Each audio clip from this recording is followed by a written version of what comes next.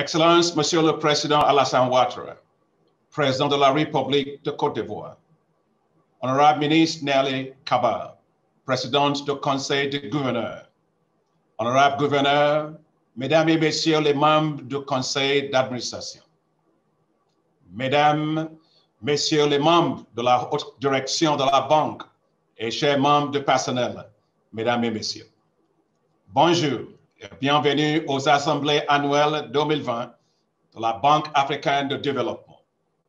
La famille de la Banque africaine de développement s'est agrandie, passant de 80 à 81 pays.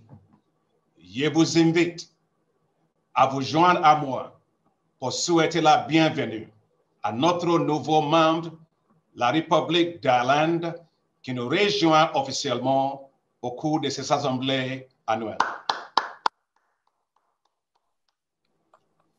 Je tiens à vous exprimer ma profonde gratitude, Excellence, Monsieur le Président Alassane Ouattara, pour avoir bien voulu accepter de participer à cette cérémonie d'ouverture de nos assemblées annuelles par vidéo. Vous consacrez toujours du temps à la banque. Vous l'avez fait en octobre dernier, lorsque nous nous sommes tous réunis ici pour une réunion extraordinaire de notre conseil de gouverneurs. Ici même à Abidjan, nos gouverneurs ont approuvé l'augmentation de capital la plus importante de l'histoire de la Banque africaine de développement. Vous nous avez encouragés. Votre gouvernement, au complet, s'est joint à nous, y compris notre regretté Premier ministre Amadou Gon Coulibaly. C'était un ami cher de la banque et il était mon ami aussi. Veuillez accepter, Monsieur le Président, nos sincères condoléances à vous, au gouvernement, au peuple de Côte d'Ivoire, qu'il a servi avec abnégation. Que son âme repose en paix. Aujourd'hui, Monsieur le Président, vous êtes à nouveau ici pour nous encourager. Je vous en remercie chaleureusement. Excellence, je réaffirme l'engagement de la Banque africaine de développement et de son président de continuer à travailler en étroite collaboration avec vous et avec le nouveau Premier ministre, M. Ahmed Bakayoko, que nous félicitons pour sa nomination. Your Excellency, honorable governors, as we meet today, the world has changed. A global COVID-19 health pandemic has upended all plans, including travels. Health and safety have become primary for all decision-making. That's why the governors of the African Development Bank Group took the extraordinary decision to hold the annual meetings virtually for the first time in the history of the bank. Extraordinary times require extraordinary measures. I applaud you, the governors of the bank, for your wisdom, your sensitivity, and for your leadership. The COVID-19 pandemic is spreading fast and causing much havoc and untold hardships. Lives lost, too many. Jobs lost, unimaginable. Economic losses, too deep and too vast to even begin to fathom. Our collective humanity has never been so challenged, so tested, so vulnerable. Yet our interdependency, our need for pulling together, uniting and staying focused together has never been more important.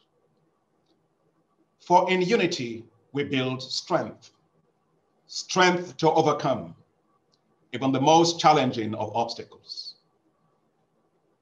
Pulling together has always been the strength of the African Development Bank Group. We pulled together right here in Abidjan when you, the shareholders, approved the largest capital increase in the history of the bank, raising the capital of the bank by $115 billion. We pulled together yet again in Pretoria, South Africa, when you gave the African Development Fund a $30 32% increase in financing. Financing so crucial to low-income countries and, of course, to fragile states. Your Excellencies, fragility is transient. Resilience is enduring. Today, as you look at Côte d'Ivoire, you will not remember that it was a fragile state. Yet today, based on visionary leadership, sound macroeconomic policies, and people-centered policies, it has changed dramatically. Today, like beauty from ashes, the country ranked among the 10 fastest growing economies in the world just before the COVID-19 pandemic. Your Excellencies, honorable governors, with the pandemic, Africa has lost over a decade of economic growth. Africa's recovery will be long and difficult. Now we must help Africa to build and to build back boldly, but smartly, paying greater attention to quality growth, health, climate, and the environment. Yet, even in these changing times, the board of directors of the African Development Bank Group pulled together to support Africa. The bank launched a $10 billion COVID-19 response facility to support African countries.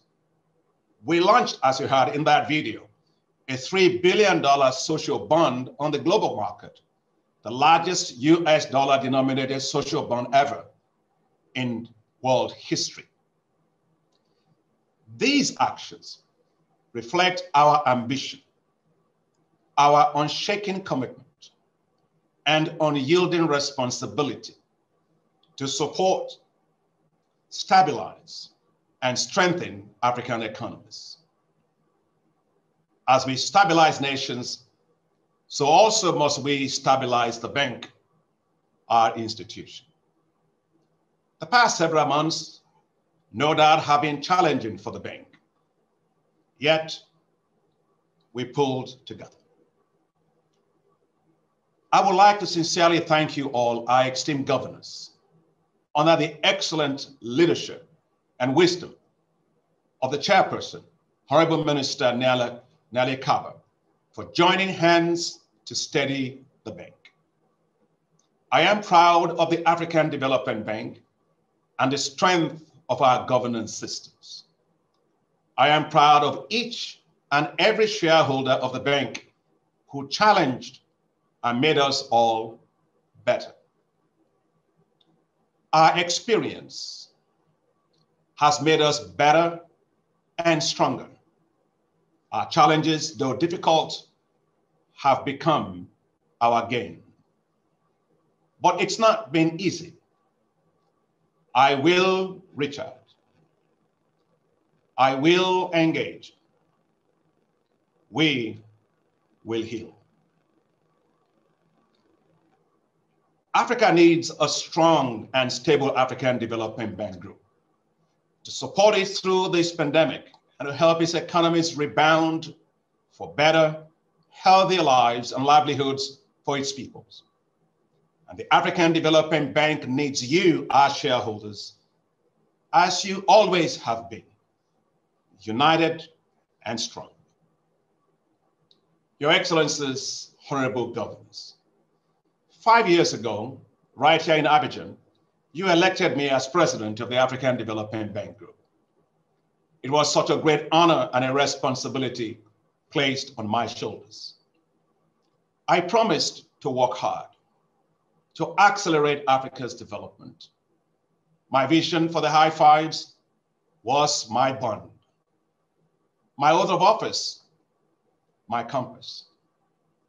Time has gone so fast. Fast also has been our impact in those 5 years for Africa's progress. 18 million people now have access to electricity. 141 million people have benefited from improved agricultural technologies for food security. 15 million people have access to finance through private sector investments. 101 million people have access to improved transport. And 60 million people have gained access to water and sanitation. I thank the board of directors and my extraordinary staff at the bank for working so hard and for strongly supporting us to get this done. But we will have no rest. The price of good work is more work. We have our work cut out for us, now more than ever, to help Africa rebound and to get back on a stronger pathway of economic growth and resilience. Today, I stand before you with gratefulness for your strong and collective support over the past 5 years. We succeeded together. And together, we must also go forward, reaching for what lies before us to help fast-track Africa's development, building on our collective achievements, strengthening weaknesses, and deepening our impacts. At these annual meetings, I offer myself to you, our governors, for your consideration for re-election for a second term as president. I do so with humility.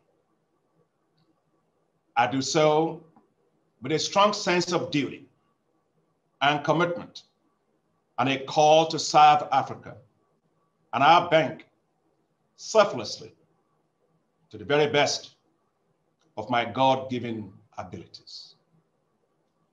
I do so with confidence in the power of our mission, the primacy of our vision, and the strength of our togetherness. Together, we are stronger. Together, we achieve more. Together, we become resilient. Together, we build a better bank. Together, we win for Africa. Thank you so very much.